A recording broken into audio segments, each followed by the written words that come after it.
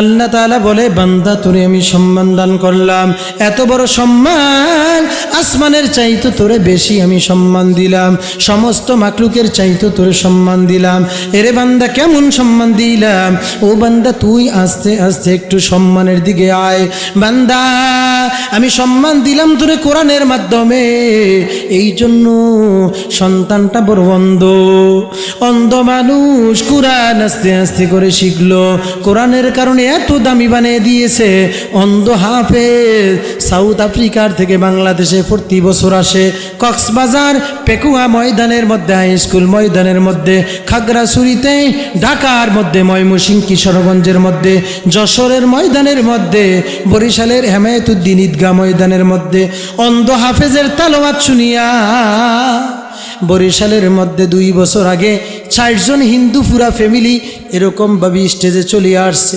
হুজুর গো, কোরআনের মধ্যে এত নূর, আর দেরি করেন না, আমাদেরকে পরে দেন লা ইলাহা ইল্লাল্লাহু মুহাম্মাদুর রাসূলুল্লাহ রাব্বি আল্লাহ লা ইলাহা গায়রুহু ও নবিহি মুহাম্মদ মুস্তাফাহু দীনিয়াল ইসলামু দীনু মাওকাহু আরজু কুফরা নানু আফবান ইনদাহু। আল্লাহ বলে বান্দা তোরে আমি সবচেয়ে দুনিয়াতে সম্মান দান করলাম। ওয়ালা কদ কাররামনা বানি আদম وحملناهم في البر والبحر ورزقناهم من الطيبات। আমি আল্লাহ তোরে উত্তম রিজিক দান করলাম, সম্মানও দিলাম, উত্তম রিজিকও আমি তোরে দিলাম। وفضلناهم على كثير ممن خلقنا تفضيلا। আমি আল্লাহ অন্য জাতির চাইতে আমি আল্লাহ সব চাইতে তোরে বেশি সম্মান দান করলাম। এই দেখোস না তোর কত সম্মান, অল্প একটু যদি ক্ষমতা তোর কাছে থাকে, কয় মোরে চিনো, মুই ওসি থানা, কথা কই না কে, আমি ডিসি, আমি এরকমভাবে এলাকার মেম্বার, এলাকার চেয়ারম্যান। দেখেন আল্লাহ মাফ করুক, 17 বছরে ভিজা বিলাইয়ের মতো চলতো, 5 তারিখের পরে ক্ষমতা নাই শোন, বোঝষ্ট জস মোবাইল টিপার স্টাইলও আলাদা। হ্যালো কে, আচ্ছা মানে কথা শেষ না হয়তো মোবাইল কাটিয়ে দেবে, দেখছো আল্লাহ নাই। সবাই না বামপন্থী কিছু আছে, কর্মীর তো নেতা বেশি, দেশ আছে না আছে, কয় ভোটারের তো ফেরাতি বেশি, কি কথা কেন মুড়িদের তো ফির বেশি, অসুস্থ রোগীর তো ডাক্তারের ডিসপেন্সারি বেশি, নাই কথা কেন নাই। একটু বাজারে গিয়ে একটু খোঁজ করিয়া দেখেন, মেয়ারহাট বাজারে এই প্রথম করেন যে ডাক্তার জাগো যারা নামের পরে ডাক্তার লেখে, এই ডাক্তারের সংখ্যা বেশি। শুরুতে ডাক্তার লেখুনি একজনও আমার নজরে নাই, হেগুনে MBBS, শুরুতে ডাক্তার লিখতে পারে না, এরপরে নামের পরে ডাক্তার লেখে আর কি। তেন রুগীও নাই, কিছু আছে বয়ে বয়ে মশামাছি মারে। বাকি আমার ওই উদ্দেশ্য এদেরকে ছোট করে কথা বলার না। আমি বলেছিলাম যে ক্ষমতার মসনদ কাউকে আল্লাহ একটু কিঞ্চিত ক্ষমতা দেওয়ার পরে এর মন মতো চলে, এ মনে করে যে ক্ষমতাটাই সবচেয়ে বড়, এমন আছে না নাই? এই জন্য বলেছিলাম আল্লাহ তাআলা বলে বান্দা তোরে আমি সম্মান দান করলাম, এত বড় সম্মান, আসমানের চাইতে তোরে বেশি আমি সম্মান দিলাম, সমস্ত মাখলুকের চাইতে তোরে সম্মান দিলাম। এরে বান্দা কেমন সম্মান দিলাম? ও বান্দা তুই আস্তে আস্তে একটু সম্মানের দিকে আয়। বান্দা আমি সম্মান দিলাম তোরে কোরআনের মাধ্যমে, এই জন্য সন্তানটা বড় অন্ধ মানুষ কোরআন আস্তে আস্তে করে শিখলো, কোরআনের কারণে এত দামি বানিয়ে দিয়েছে। অন্ধ হাফেজ সাউথ আফ্রিকার থেকে বাংলাদেশে প্রতি বছর আসে, কক্সবাজার পেকুয়া ময়দানের মধ্যে, হাই স্কুল ময়দানের মধ্যে, খাগড়াছড়িতে, ঢাকার মধ্যে, ময়মনসিংহ কিশোরগঞ্জের মধ্যে, যশোরের ময়দানের মধ্যে, বরিশালের হেমায়েতুদ্দিন ঈদগাহ ময়দানের মধ্যে অন্ধ হাফেজের তেলাওয়াত শুনিয়া বরিশালের মধ্যে 2 বছর আগে 60 জন হিন্দু পুরা ফ্যামিলি এরকমভাবে স্টেজে চলে আসছে। হুজুর গো, কোরআনের মধ্যে এত নূর, আর দেরি করেন না, আমাদেরকে পরে দেন লা ইলাহা ইল্লাল্লাহু মুহাম্মাদুর রাসূলুল্লাহ রাব্বি আল্লাহ লা ইলাহা গায়রুহু ও নবিহি মুহাম্মদ মুস্তাফাহু দীনিয়াল ইসলামু দীনু মাওকাহু আরজু কুফরা নানু আফবান ইনদাহু লা ইলাহা লা ইলাহা ইল্লাল্লাহু মুহাম্মাদুর রাসূলুল্লাহ। আল্লাহ জানে দে বান্দা, পৃথিবীর জমিনের মধ্যে আমি আল্লাহ সবচাইতে তোরে সম্মান দিলাম। এরে বান্দা কেমন সম্মান!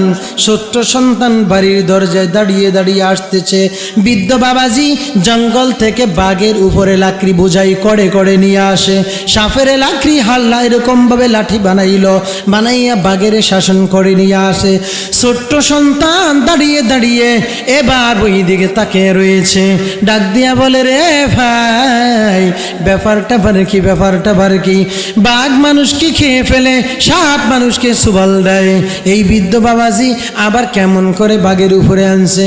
কিতাবের মধ্যে বলে, তুহাম গর্দনাজ হুকুমে দাবার মফিদ, তুহাম গর্দনাজ হুকুমে দাবার মফিদ, কে গর্দন নাফি সাদে যে হুকমে তুহি।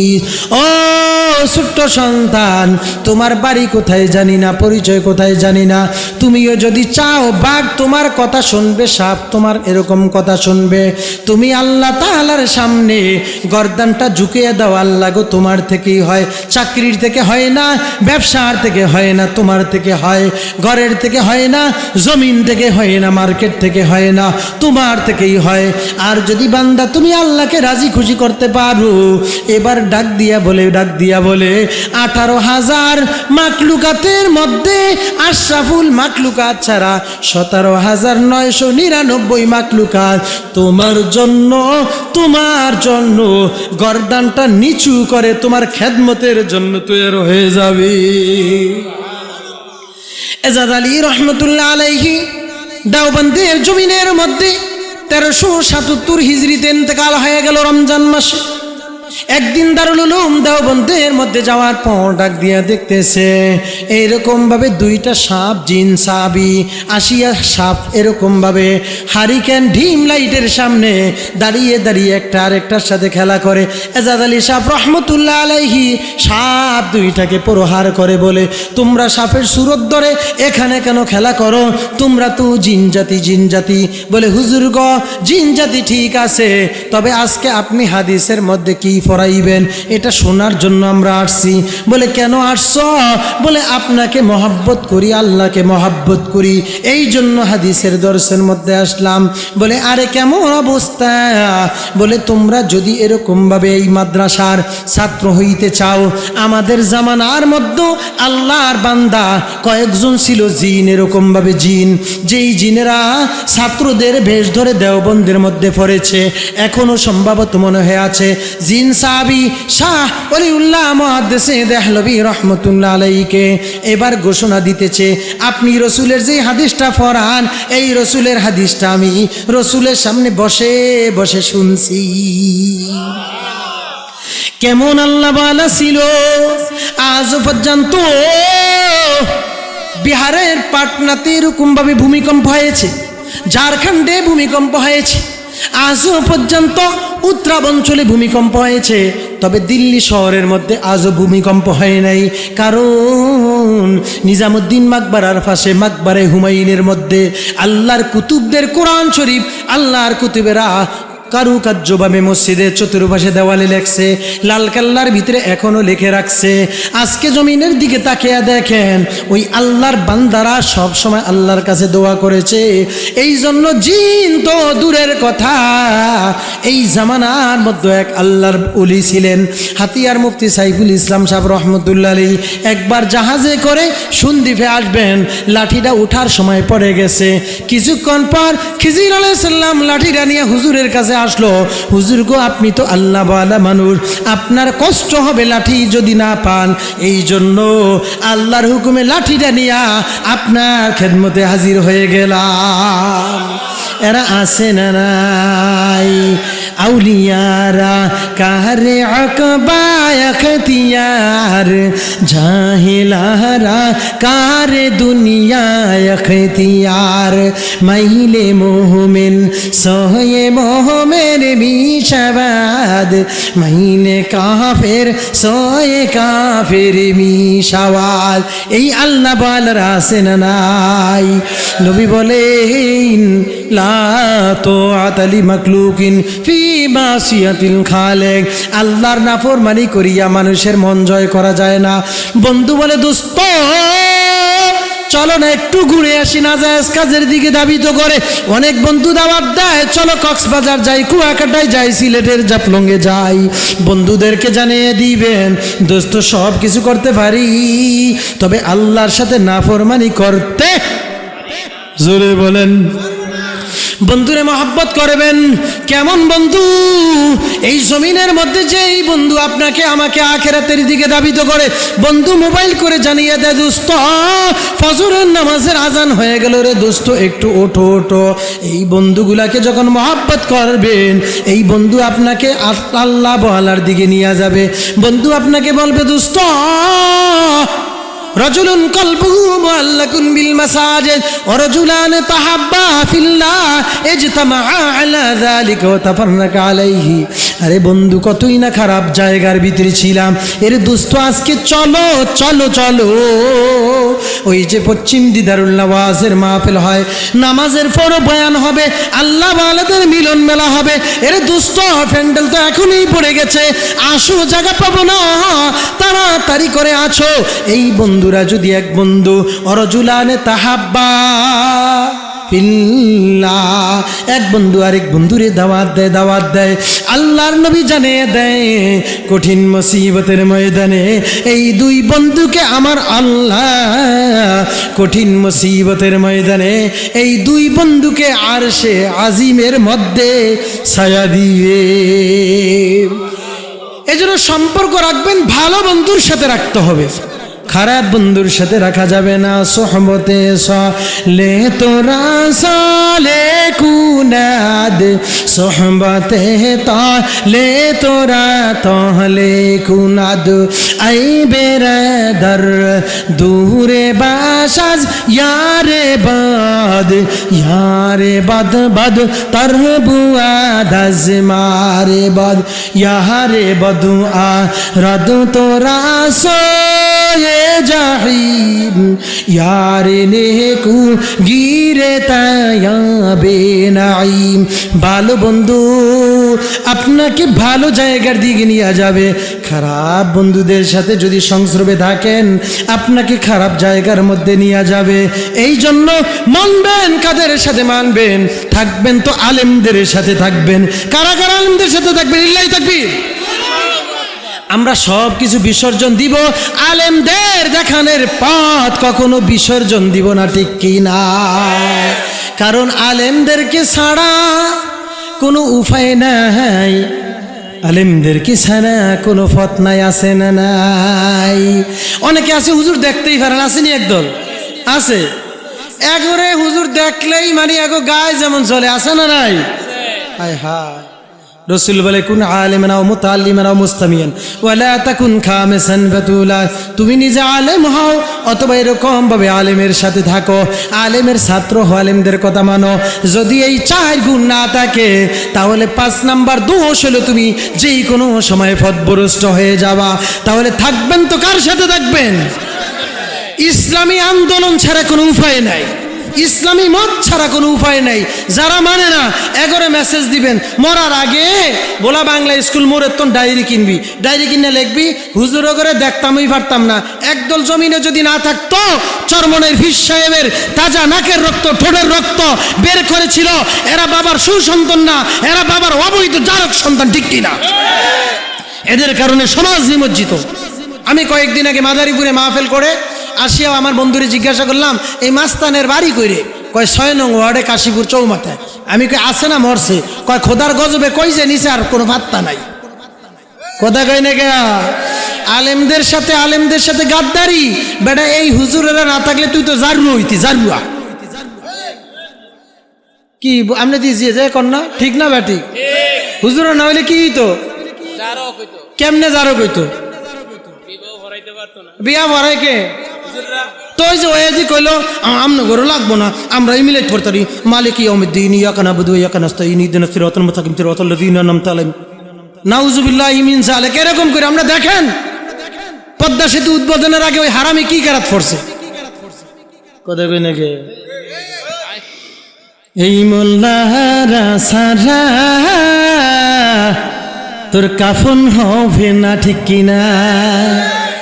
যেই মোল্লারা সারা তোর দাফন হবে না। এই মোল্লা বিন তোর জানাজা কেউ পড়াবে না। এই মোল্লারা সারা তোর কাফন হবে না। এই মোল্লারা সারা তোর দাফন হবে না। সারা জীবন করলি রে তুই যেই মোল্লারে ঘৃণা, সেই মোল্লারে লাগবে পরে সেটা ভাবলি না। সারা জীবন করলি রে তুই যেই মোল্লারে ঘৃণা, সেই মোল্লারে লাগবে পরে সেটা ভাবলি না। আরে এই মোল্লা না থাকলে তোর মার বিয়া হইতো না। ঠিক কয় না, ঠিক কয় না।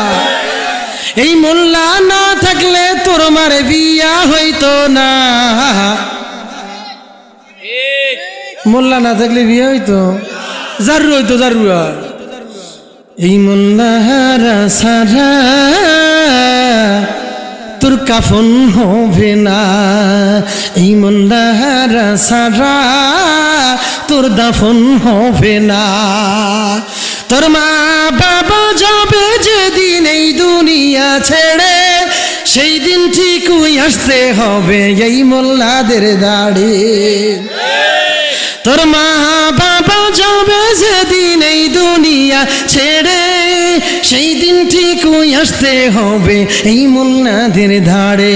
ওরা ঠেকায় ফেললে মোল্লা চিনে নইলে চিনে না। ওরা ঠেকায় ফেললে মোল্লা চিনে নইলে চিনে না। এই মোল্লারা সারা তোর কাফন হবে না। এই মোল্লারা সারা তোর দাফন হবে না। ওরে এই মোল্লা বিনে তোর জানাজা কেউ পড়াবে না। ওরে এই মোল্লা বিনে তোর জানাজা কেউ পড়াবে না। এই মোল্লারা সারা তোর কাফন হবে না। এই মোল্লারা সারা তোর দাফন হবে না। সারা জীবন করলি রে তুই যেই মোল্লারে ঘৃণা, সেই মোল্লারে লাগবে পড়ে সেটা ভাবলি না। আরে এই মোল্লা না থাকলে তোর মার বিয়া হইতো না। এই মোল্লা না থাকলে তোর মার বিয়া হইতো না। এই মোল্লারা সারা তোর কাফন হবে না। আরে এই মোল্লারা সারা তোর গোসল দিবে না।